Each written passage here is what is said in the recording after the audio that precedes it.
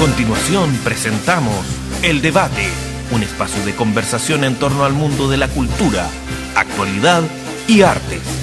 Descubre a los personajes anónimos y relevantes a través del diálogo con su conductor, Roberto del Campo Valdés. ¿Qué tal, amigos? Gracias por estar aquí como siempre para conocer, informarse y entrar a esos mundos desconocidos que nuestros diferentes invitados nos muestran. Hoy entraremos a un mundo fantástico gracias a quienes hoy nos acompañan. Son dos personajes que gracias a su talento fueron los que más atención recibieron durante la Comic Con en Chile. El primero, escritor, periodista y guionista. El segundo, dibujante e ilustrador. Con nosotros, Francisco Ortega y Nelson Daniel. Bienvenidos al debate. Gracias por la invitación. Muchas gracias por la invitación, claro. ¿Cómo se encuentran, muchachos? Con un calor hoy día. Sí, hoy día Un calor tremendo que ha hecho hoy en la ciudad de Santiago. con 30 grados. Sí. Como que pasamos del invierno al verano de uno. Sí, muy rápido. Falta. Muchachos, ¿hace cuánto que se conocen y cómo llegaron a trabajar juntos? Nos conocimos, tenemos amigos en común, trabajamos ambos para la película Santos de Nicolás López. Yo hice la dirección de arte, Pancho trabajó vinculado al guión de la película y casi al final, digamos, cercano al estreno tuvimos la posibilidad de hacer en conjunto el libro de arte de la película. La editorial Norma España nos aprobó, digamos, la opción de hacerlo. Nicolás se puso a escribir. ¿Qué es lo que se entiende, Nelson, por un libro de arte de una película? Básicamente involucra todo el proceso artístico detrás de la película, a través de diseño, a través de storyboard, incluso se incluye vestuario. Es lo que se podría decir el guión visual de la película. Y bastante más, digamos, sí. Hay parte del guión visual, pero también habían, en este libro en particular, anécdotas que Nicolás había escrito en el transcurso de todo el rodaje. Fue un rodaje bastante extenso y un proyecto que duró alrededor de 3 años, casi 4 años en su totalidad. Entonces se denomina el libro de arte porque trae gran parte de la gráfica de toda la película, pero además trae una cantidad de extras. De hecho, traía casi el storyboard completo, toda la secuencia de inicio con alrededor de 15 minutos dibujados. Sí. Pancho tuvo la oportunidad de editarlo y nos dieron un tiempo además súper acotado porque estaba el estreno muy encima en España, pues tuvimos 2 semanas Pasar el para libro. poder hacerlo. Una locura. Fue justo un 18 de septiembre. Además. De hecho, casi no fue un 18 de septiembre donde trabajamos mucho. Y desde esa época que ustedes ya trabajan como dupla. Sí, quedamos que en una deuda pendiente, digamos, con un proyecto futuro. Ese fue nuestro primer Hubo como acercamiento. una primera posibilidad de hacer un cómic también como en la misma época. Yo trabajaba con Alberto Fuguete en la película Serrienda, y la película Serrienda tiene en medio de la película otra película, que es una película como de ciencia ficción apocalíptica que se llama La Hormiga Asesina. Y salió la idea de convertir las hormigas asesinas en cómic, pero finalmente no hicieron nada, como la idea nomás. Sí. Hasta que el 1899 nace como un cuento, un relato que se llamaba Continuidad Prat, que iba a ser incluido en un libro que editó Puerto de Escape hace un par de años, que se llama Alucinaciones TXT. Ese cuento nunca fue publicado porque cuando eran 20 autores y te dieron un cuento como de 12 páginas y yo me la había escribir sin mirar mucho y de repente tenía 60 páginas de cuento, o 40 páginas.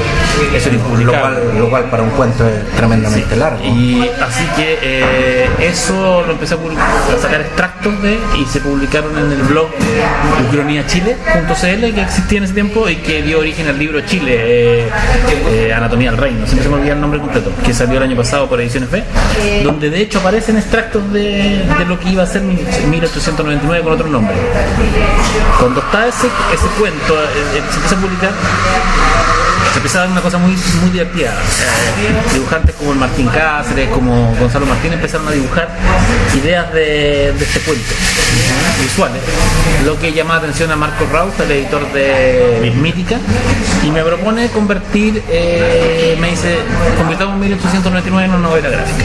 En una novela gráfica, porque una de las cosas que me llama la atención, digamos, de 1899 y que llama la atención justamente a todos los que han tenido oportunidad de leerla, es que ustedes en esa novela gráfica, como ustedes la llaman, ustedes son capaces de crear todo un universo paralelo.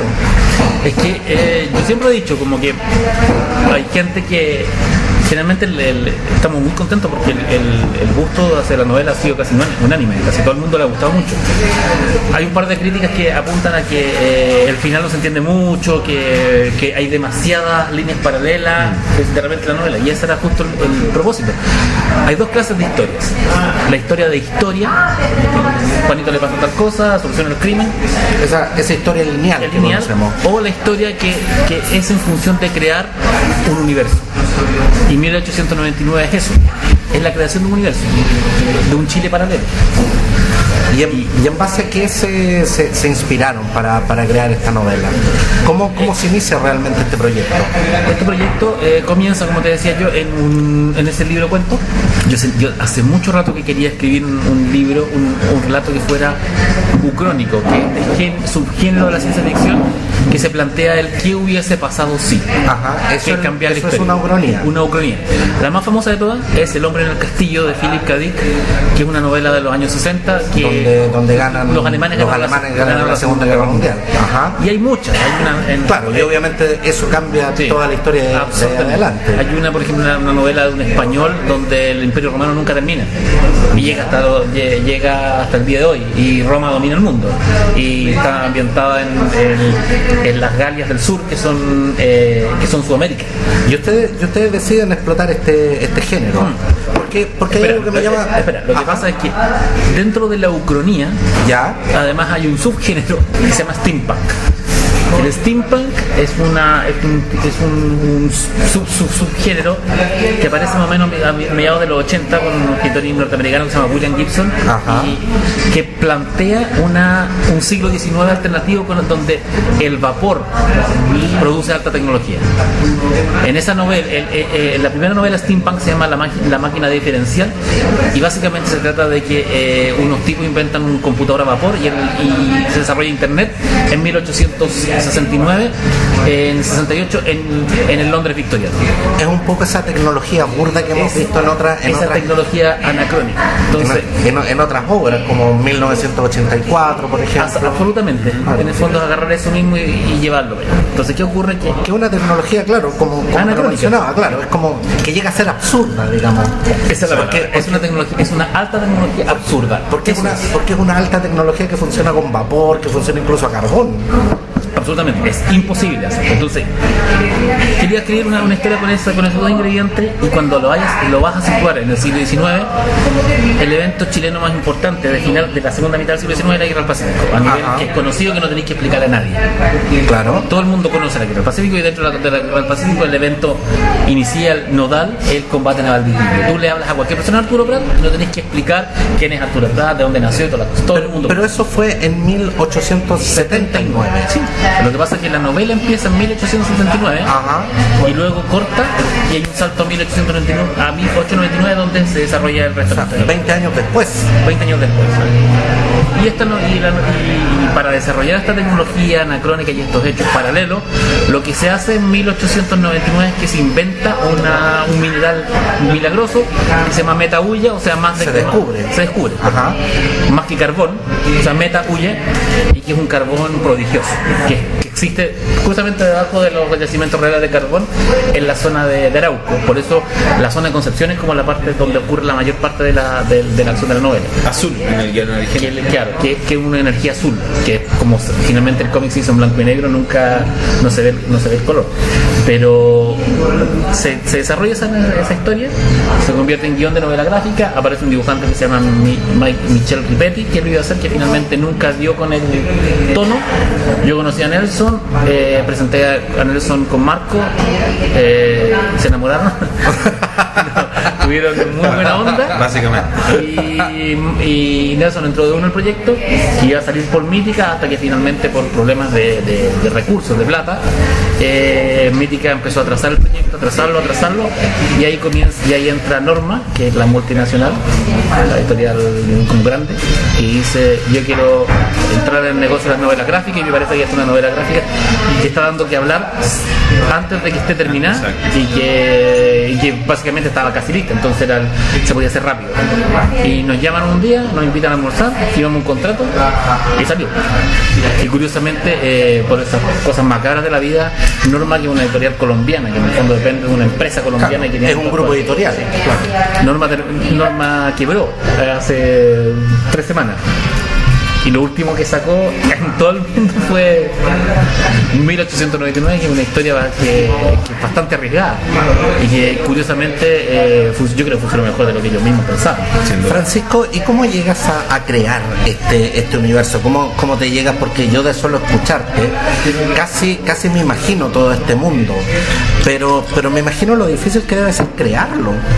Más que crearlo, más que el acto de la creación, lo difícil es sostenerlo, que tenga su lógica. Porque tú puedes inventar un mundo. Exacto. Puedes decir, ya voy a inventar un mundo paralelo, pero en ese mundo paralelo tienen que haber ciertas reglas que le den al lector detalles de que, ya, esto no es normal, o sea, que tiene algo normal, anormal. Está el desarrollo de la tecnología anacrónica. Pero tienes esa premisa de que puede ser fantástico, sí, puede ser irreal, pero a la vez posible. Pero puede ser posible, pero al mismo tiempo es muy fantástico por el hecho de que ese universo está habitado por personajes de ficción que ahí son reales. O sea, se habla de los demonios de Lovecraft, hay un cameo raro de Drácula, Martín Rivas es candidato a la presidencia, qué sé yo, Alcino es una especie de superhéroe, que son personajes que podemos reconocer. Sí, exactamente. Nelson, ¿y qué tan difícil fue tener que plasmar esto en el dibujo? No fue fácil. Me imagino. Yo no sabría cómo dibujar la metahulla, por ejemplo. En verdad, esa es una de las cosas más sencillas. Para mí lo más complejo, siempre digamos, por decirte algo. Sí. O sea, siempre lo digo, es que toda la temática steampunk para mí en ese momento no era muy común, de hecho era bastante ajena. Yo estaba súper vinculado al tema de superhéroes, por lo tanto todo lo que tenía que ver con capas, todo lo que tenía que ver con superpoderes me era mucho más cercano, digamos, en términos de dibujo, de lógica dibujística, que este género en particular. Bastó empezar a leer un poco el guión y empezar a darme cuenta que lo que había ahí era material súper mega abordable, digamos, y súper mega aprovechable. Solo bastaba darle una coherencia, digamos. Así que nada, básicamente lo que hice fue empezar a buscar muchos archivos, muchas referencias y empezar a ver qué de todas esas cosas era lo más importante para empezar a armar y para poder hacer coherente todo esto. El guión que llega de Pancho es un guión que además viene extremadamente detallado, viñeta por viñeta, cosas muy puntuales sobre lo que quería en cada una de las páginas y en cada una de las viñetas. Por lo tanto, mi labor era básicamente llevar eso al papel y hacer que la narración, digamos, que el paso de página a página fuera lo más coherente posible. Entonces el tema de la metahulla, en verdad, al principio era un trabajo a color, además. Así que las primeras 10 páginas que hicimos, las hicimos a color. Por lo tanto, todavía no había metahulla, pero por lo menos estaba insinuada. Así que el tema del azul era indudablemente muy importante en toda la historia. Después decidimos no hacerla a color, así que fue de alguna manera un poco más rápido desarrollar también. Porque, digamos, la visual de 1899, si pudiéramos decirlo en términos simples, es como muy cargada al rojizo. La portada. Claro. Bueno, obviamente, claro, todo está utilizado en blanco y negro, pero todo como que tiende a caer en esos tonos. O sea, que no es primera vez que alguien me hace un comentario, porque yo después la portada. Después la portada, sí. Es increíble la manera en que influye la portada para poder leer el resto. Yo, de haberlo manejado de esa manera, sí, tal vez hubiera cambiado el color. Puede ser, no lo niego, digamos. Yo me imagino de la manera en que abordo hoy el día el color es muy distinto a la manera en que lo abordé en el momento de colorear esa portada.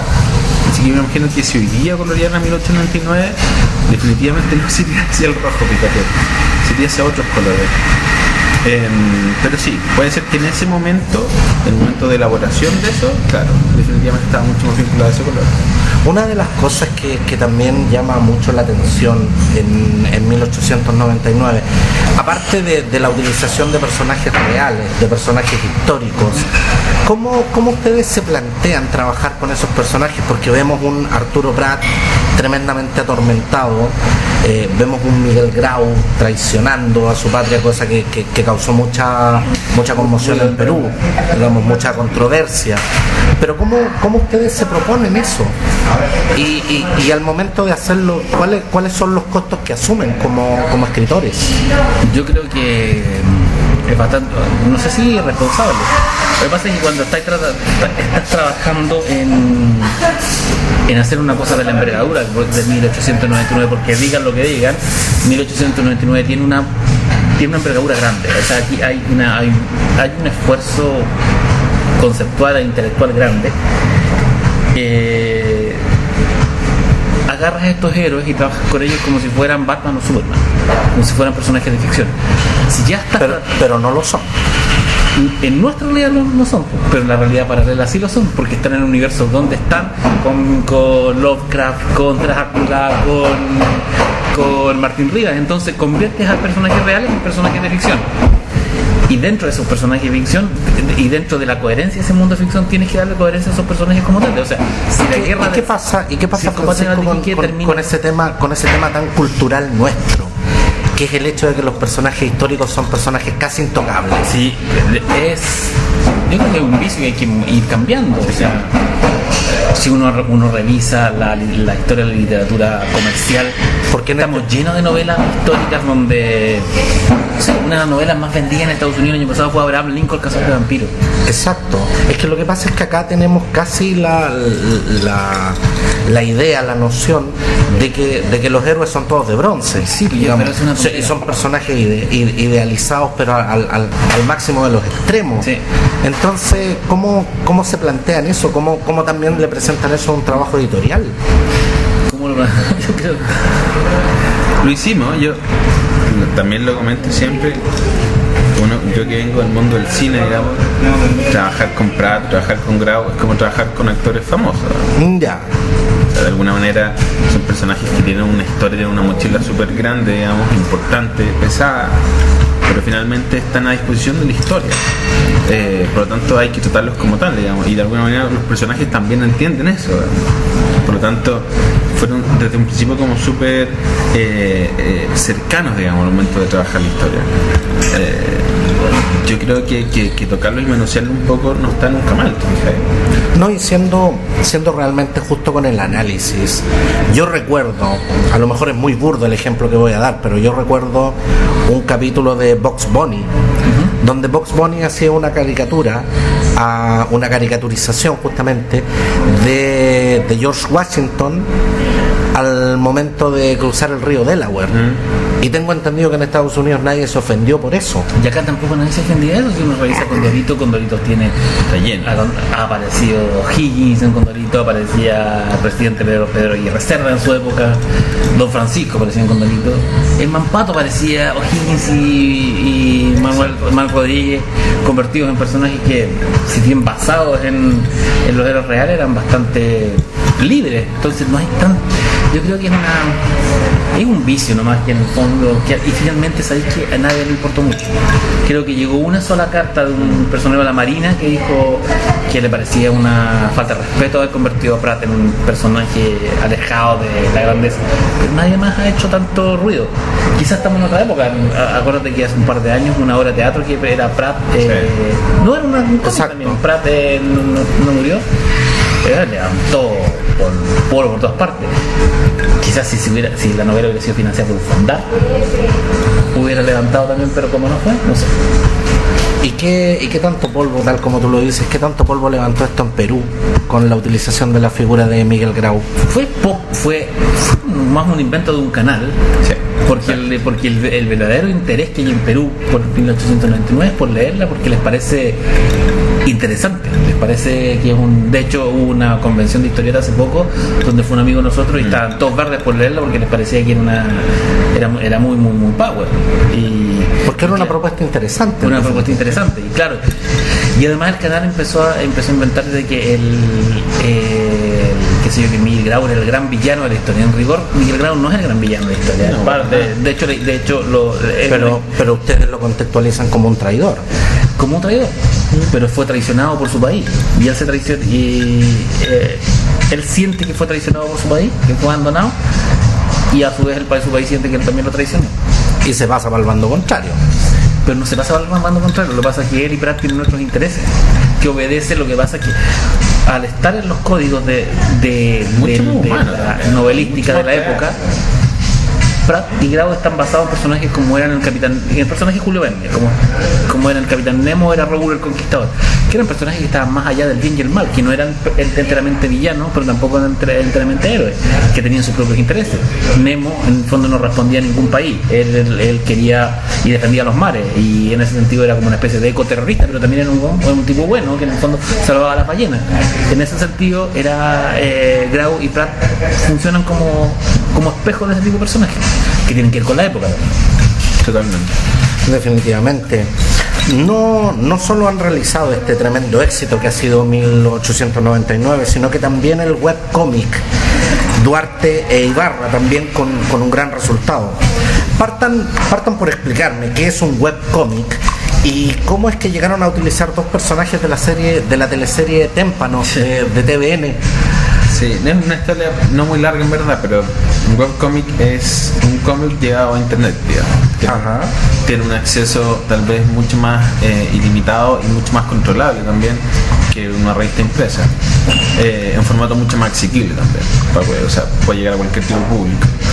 Me llamaron a mí, porque tenían la idea, te llamaron a ti primero. Sí, pero ¿qué significa específicamente que sea un webcómic? Que está en internet. Que está en internet. Sí, exacto. Pero que no tiene existencia física.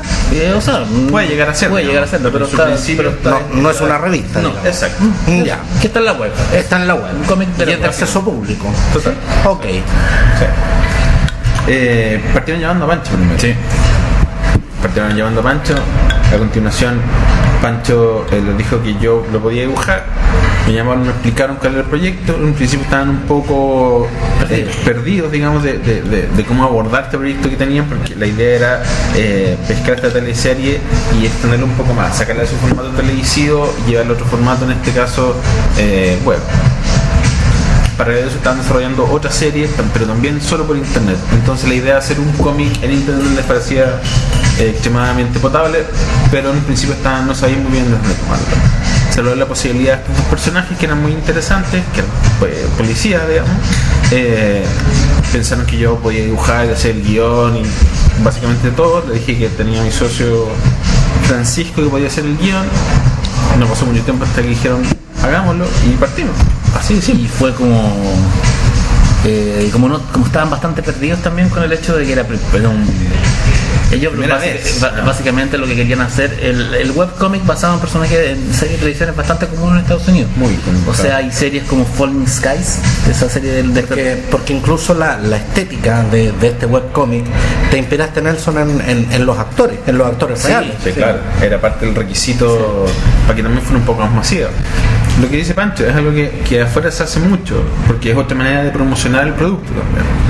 Muchachos, hemos hablado de dos de sus realizaciones, pero teniendo la oportunidad de estar con ustedes, quiero preguntarles, ¿cuál es el actual estado de la industria del cómics en Chile? Yo creo que está muy bien, después de mucho tiempo. Hoy en día, claro. Este año ha sido impresionantemente bien y vienen cosas muy potentes. Todavía faltan, claro, faltan cosas bastante fuertes y muy buenas también. Creo que Chile fue una potencia del cómic a nivel latinoamericano en la década de los 50 y 60. ¿Y por qué fue? Porque era una época donde uno, se vendían muchas revistas, dos, acá había mucha industria de historietas, así se vendían en cantidades industriales, revistas que vendían sobre 30.000 ejemplares semanales. Las de la famosa editorial Pincel. De la Zigzag, incluso Pincel posterior. Pincel posterior. Personajes como Doctor Mortis, como Peneca, como... Mira, es tan grande la importancia del cómic en Chile, fue tan fuerte el cómic, incluso antes de los 50, 30 y 40, que hubo una revista que se llamaba Peneca. Esa revista se publicó, salió a toda Latinoamérica. Y en Centroamérica, en países como Panamá y Guatemala, a los cómics aún les siguen diciendo penecas. ¿Cachai? Es como... voy a comprar un peneca de Batman, porque la revista peneca chilena entró tan fuerte en esos países que se convierte como el confort. Claro. Una marca que se convierte en un genérico. Por ejemplo, en España los cómics dicen TVOs por una revista que se llama TVO. Luego, en la década de los 70, con el golpe, viene el apagón cultural, el cómic prácticamente desaparece, con la salvedad de Mampato y de Barrabás. Termina Mampato, termina Barrabás y prácticamente el cómic chileno muere. Renace como a mediados de los 80, pero en forma bastante underground, con revistas como Trauco, Beso Negro, Matucana, Bandido. Es un cómic más adulto, más político, si se refiere, más punk, claro. Y ya en los 90 y 2000 comienza cierto coqueteo de hacer cosas más masivas. La editorial Dédalo, que tuvo una corta vida, pero que trató de publicar historietas de superhéroes chilenos y de detectives y cosas así. Luego tenía El Diablo, que fue una suerte de superhéroe diabólico chileno. Mitos y leyendas de Salo. Ya se empieza a trabajar en ese cómic más oscuro, sí. Esas temáticas más duras. Sí, pero a nivel de publicación y de novelas gráficas redondas, hubo muy pocas iniciativas se concretaban, se hacían en forma rápida, no muy pensadas, quizás había muchas ganas, pero no había hecho mucho profesionalismo hasta que hace 5 años Gonzalo Martínez publica una novela gráfica que se llama Road Story, basada en un cuento de Alberto Fuguet. Y eso fue publicado por una editorial importante, por Alfaguara, en un formato de libro, y ahí ya fue como el primer puntapié, que no se replicó de inmediato. Hubo un bajón nuevamente, aunque el mismo Martínez luego publica Quique H, que está dedicado a un público más infantil, pero al mismo tiempo autores chilenos comienzan a brillar por fuera. Tenemos el mismo Nelson en IDW, la editorial norteamericana, Gabriel Rodríguez también en IDW, que es como como en este momento el seleccionado, el zamorano, el cómic chileno, Gabriel. Pero también tenéis en Europa gente como Félix Vega. Exacto. Que Félix Vega publica en Francia, que es como la meca y también nosotros tenemos a Jodorowsky. Jodorowsky es uno de los guionistas de cómics más importantes a nivel mundial.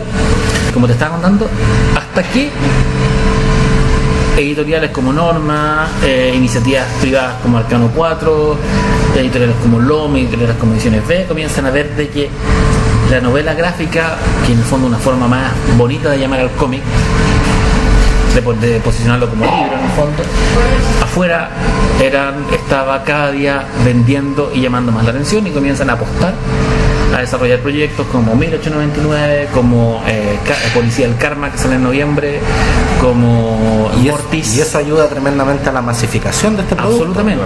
Y lo curioso es que todos esos productos comienzan a salir en el 2008. Porque aún tenemos el recuerdo de los cómics como piezas de colección, perdidos en esas librerías, digamos. Pero el cómic cada día está más masivo. No, definitivamente. El cómic cada con el día trabajo está de Norma y las editoriales que pero no solo con eso, el cómic volvió a kiosco. Durante mucho tiempo era muy difícil. Si tú querías comprar una historieta de Batman o de Superman, tenías que ir a una librería especializada y convertirlas y comprar las que traían a Estados Unidos o de España y pagar un dineral. Hoy día y echar horas buscando. Absolutamente, o encargarlo y esperar días. Ahora está en Superman y Batman en tomo a 2 lucas en los kioscos.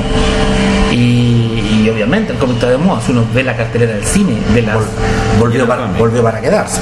Y cada día está súper rentable. Hoy día el cómic no solo vale por el producto papel, sino por la franquicia, los personajes, las adaptaciones a cine, a videojuegos, a series de televisión. Bueno, hemos visto esta tremenda explosión también en el cine de Marvel y DC Comics, justamente. Sí, o el hecho de que DC Comics este mes cambió toda su numeración. Exacto. Y comienza desde cero, y una historieta de cómics aparece en las portadas de las revistas más importantes del mundo de política y economía. O sea, en Time ponen, en la revista Time y en la revista Newsweek ponen el reinicio de DC Comics como el evento más importante de la industria del entretenimiento del año. O sea, sobre cualquier película de estreno. O sea, ahí veis que hay hay mucho interés. Claro. La Comic Con que se hizo acá se llenó, el lanzamiento de 1899 yo estaba sorprendido, las colas que salían de la... No, y todo el interés que ha generado definitivamente esta obra. Tuvo 2 meses Dentro de los 10 primeros. salimos recién la semana pasada, y está solo Tú dices dentro de los 10 primeros, según los datos que manejo yo, llegaron a estar terceros. sí, Sí, claro. tuvimos 3 semanas con tercero. Nelson, quiero preguntarte específicamente a ti. Fuiste nominado a los premios Eisner, lo que equivaldría al premio Oscar de los cómics. ¿Podemos deducir los auditores y yo que la industria del cómic chilena está para competir a nivel internacional? ¿Hemos recibido más nominaciones como esta? Sí, claro. Hay que aclarar primero que nada que la nominación que recibí yo recibió un trabajo que realicé en conjunto con un equipo. Estaba nominado el equipo, no Ajá. yo como persona natural, digamos. Pero no deja de ser. Claro, es un trabajo que hice para IW, el One Shot de The Cape, una historia de Joe Hill con guión de Jason Ciamarella, dibujada por Zach Howard y coloreada por mí. Y todo es, digamos que la nominación corresponde al equipo completo. Hay mucha más gente nominada a los Eisner. Gabriel Rodríguez tuvo, ¿cuánto? 4 o 5 nominaciones este año. Sí. Una de ellas a Mejor Dibujante. Y otras también Mejor One Shot. Y otra serie de nominaciones también que no dejan de ser menores. Hoy en día, chilenos que trabajan para el extranjero son muchísimos. Mucho más de los que uno cree, en verdad. Y vinculados también a la misma editorial y algunas otras. Hay una cantidad de eventos, hay un evento ahora a final de año también de cómic, por lo tanto esto indudablemente da para que siga creciendo mucho más. Internet ha colaborado muchísimo en que desde acá podamos trabajar para afuera. Y yo estoy seguro que no va a pasar mucho más tiempo. Yo creo que ya estamos definitivamente a nivel internacional y que podemos seguir postulando muchos más premios como los Eisner o como cualquier otro que andan dando vuelta por ahí. Cuenta con ello. Sí, 1899, que la hemos mandado para afuera, ha dejado gratamente impresionado a editores norteamericanos, argentinos y españoles. O sea, quedaron así. ¿Qué onda es esto? Esto está... Y en verdad no es porque lo hayamos hecho nosotros, yo creo que de verdad la novela está No, es a la par con un producto que ha dado mucho que hablar, definitivamente. Muchachos, gracias por compartir con todos y cada uno de los auditores del programa El Debate. Hemos sin duda disfrutado y aprendido mucho acerca de este interesante arte, pero de aquí no se van sin darnos una primicia. ¿En qué están trabajando ahora? ¿Qué veremos próximamente? Hay noticias. Hay noticias, pero las noticias se pueden decir oficialmente como el primer fin de semana de noviembre. Exacto. Pero son bastante obvias. En el fondo, un producto que le fue bien llama la atención comercialmente, entonces no lo podéis dejar botado. Además, la historia tiene aristas como para continuarla. Viene sorpresa. No sabemos cuántas todavía. Yo creo que esa va a ser la más grata sorpresa para todos. Sí. Pero continuarán trabajando juntos y definitivamente nos entregarán nuevas sorpresas como esta. Es parte del plan. Los comprometo, cuando esté listo, ¿lo vendrán a presentar acá al programa? Sí, totalmente. Cuenta con ellos. Ya los hemos comprometido, definitivamente. Muchas gracias, Francisco Ortega y Nelson Daniel, por acompañarnos y ayudarnos a conocer este mundo del cómics que atrae a tantos de nuestros auditores. Muchas gracias, muchachos. Nos vemos. Visítenos, escríbanos, comenten nuestros programas y vuelva a reunirse con nosotros en cada edición. Gracias y hasta pronto. Ha finalizado un capítulo más de El Debate, programa conducido y producido por Roberto del Campo Valdés. Mantén en contacto con nosotros. Escríbenos a contacto@programaeldebate.cl. Síguenos en Facebook, en nuestra página Programa El Debate. Escucha todos nuestros capítulos en podcaster.cl y visítanos en nuestro sitio oficial www.programaeldebate.cl. Nos encontramos en una próxima edición.